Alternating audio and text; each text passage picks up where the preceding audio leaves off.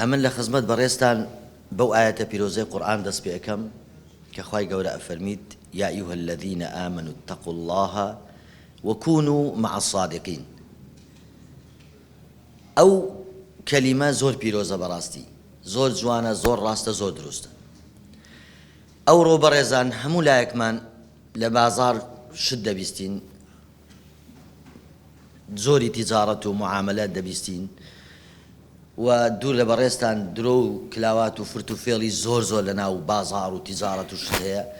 هەر ڕۆژێ ناو عەشتێک بەدەر دەکەوی، ئەوەندە کەسانە کاتن، ئەوەندە پارەیان خوارد، کەسانە کاتن، ئەوەندە دەفتەری خەڵکیان برد. لە خوای گەورە بە زیادبی ئەو مؤسسەیە، ئەو نەخۆشخانەیە لە ئەوە ڕۆژی کە دامەزرایە هەتاکو ئێستا لە دەستێکی زۆر زۆر ئەمینە.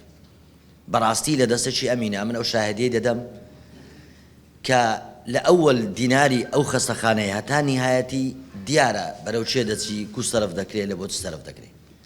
ئینجا بە حەقەت براو خوشکانی بەڕێزم ئەوە گرینگە کە خوای گەورەش پێمان دەفەرمی یا ئەیها الذین آمنوا اتقوا الله، تەقوای خواتان هەبی و لەگەڵ ڕازگۆکاندا بن.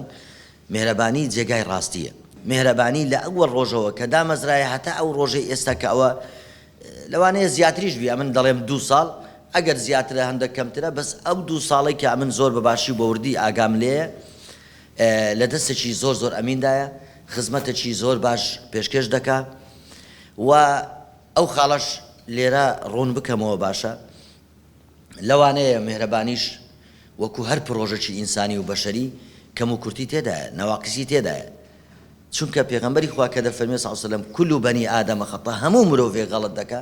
بەڵێ وایە، لێرەش غەڵەت دەکرێت، ناکرێ ئەمە برین ناکرێ، بەڵام هەوڵ دەدرێت چارەسەر بکرێ.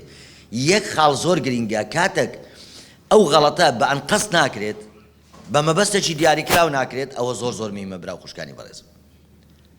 چونکە شوێنی وا هەیە، لەوانەیە دکتۆری وا هەیە، کەسی وا هەیە، تاجیری وا هەیە، بە ئەن قەست غەدر لە خەڵک دەکات، زوڵم لە خەڵک دەکات، پارەی خەڵک دەخوا، ئازاری خەڵک دەدا.